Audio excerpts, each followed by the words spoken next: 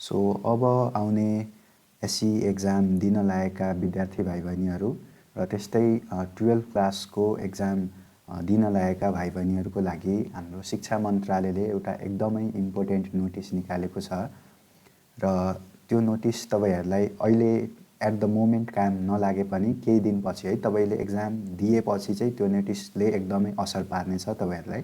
So त्यही भएर त्यो नोटिस के छ त्यसको बारेमा चाहिँ बुझ्न जरुरी छ। सो इफ तपाईहरुले हाम्रो अब एजुकेसन मिनिस्ट्रीको वेबसाइटमा आउनुभयो भने यहाँ तल स्क्रोल गर्दा एउटा प्रेस विज्ञप्ति चाहिँ आएको छ है। सो यो प्रेस विज्ञप्तिलाई खोल्नुभयो भने यहाँ चाहिँ तपाईहरुले एउटा नोटिस जस्तो देख्नुहुन्छ र यो नोटिसमा के छ त्यो मैले तपाईहरुलाई सरर पढेर चाहिँ भन्छु है। सो यो नोटिस मेनली चाहिँ हाम्रो जुन इन्ट्रान्स एक्जाम हुन्छ हैन, जस्तै तपाईले एसई पछि हैन, एसई पछि तपाईले ब्रिज कोर्स गर्नुहुन्छ हैन, प्लस 2 इन्ट्रान्स एक्जाममा राम्रो गर्नको लागि ब्रिज कोर्स गर्नुहुन्छ। त्यस्तै तपाईले 12 क्लासको एक्जाम पछि चाहिँ आइदर तपाईले अब एमबीबीएस पढ्न मन छ भने तपाईले कमन इन्ट्रान्स एक्जाममा अपियर गर्नुहुन्छ। त्यस्तै आईओई इन्ट्रान्स एक्जामको जस एउटा इन्ट्रान्स एक्जाम हुन्छ हैन इन्जिनियरिङ फ्याकल्टीको लागि, त्यस्तै अन्य फ्याकल्टीहरुको लागि नि अरु हाम्रो बीबीए अथवा बीबीएस यिनीहरुको लागि पनि जस छुट्टै इन्ट्रान्स एक्जाम हुन्छ।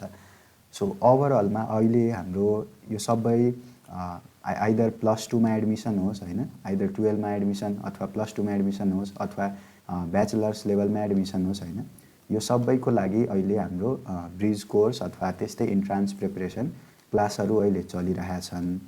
सो यसले गर्दा चाहिँ अब हाम्रो एजुकेसन मिनिस्ट्रीको भनाइअनुसार यस्ता कार्यक्रमले विद्यार्थीको मनोविज्ञान तथा शिक्षामा समतामूलक पहुँचमा नकारात्मक प्रभाव पार्ने र विद्यार्थीका लागि अनावश्यक आर्थिक बोझ समेत पर्न जाने देखिन्छ।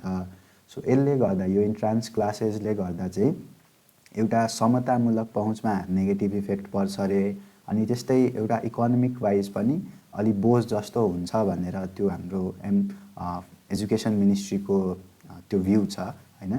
सो त्यसकै कारण चाहिँ अब आउने वर्षदेखि है, त्यो भनेको 2083 वैशाख 1 गतेदेखि यस्तो कार्यक्रमहरु है इन्ट्रान्स प्रिपरेसन कक्षा एवं ब्रिज कोर्स क्लासेसहरु यस्तो नाममा चलाउने क्लासेसहरु सम्पूर्ण रूपमा बन्द गर्न चाहिँ यो मन्त्रालयले पत्रचार गरेको छ है। सबैलाई यो पत्र चाहिँ उनीहरुले सार्वजनिक रूपमै उनीहरुले प्रेस विज्ञप्तिकै रूपमा निकालेका छन्। सो यसको अब सिम्पल मिनिङ भन्ने हो भने अब चाहिँ तपाईले एसईई पछि चाहिँ त्यस्तो कुनै पनि इन्स्टिट्युसनमै गएर ब्रिज कोर्स तपाईले देख्नु चाहिँ हुन्न है। ब्रिज कोर्स गराइरहेको कुनै पनि इन्स्टिट्युटलाई चाहिँ तपाईले देख्नुहुन्न इफ यो फुल्ली इम्प्लिमेन्ट भइहाल्यो भने है।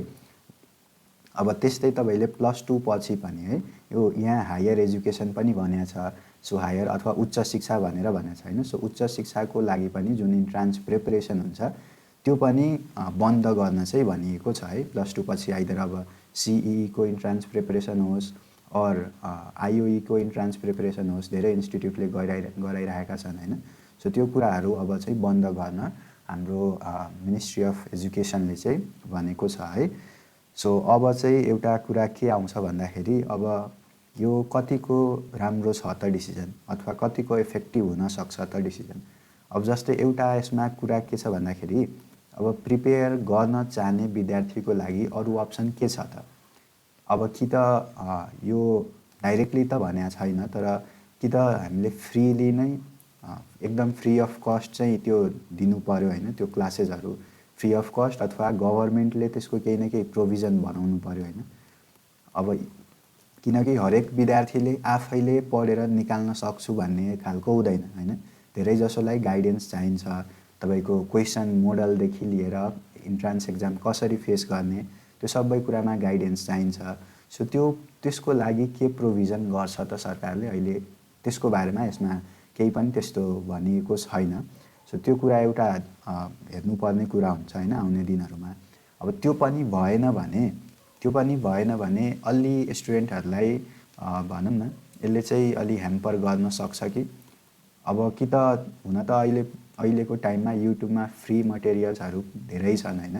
हाम्रै च्यानलमा पनि तपाईँले धेरै कुरा भेटाउन सक्नुहुन्छ, +2 इन्ट्रान्सदेखि लिएर MBBS इन्ट्रान्सको कुराहरू।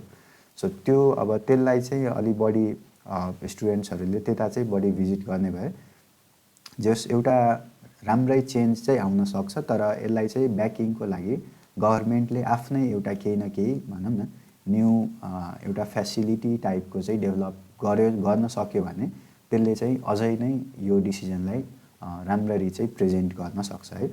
सो एनिवे तपाईलाई चाहिँ के लाग्छ यो डिसिजन कतिको उचित छ अहिलेको टाइममा? सो तपाईले आफ्नो विचारहरू कमेन्ट गर्न सक्नुहुन्छ है। So thank you so much for watching.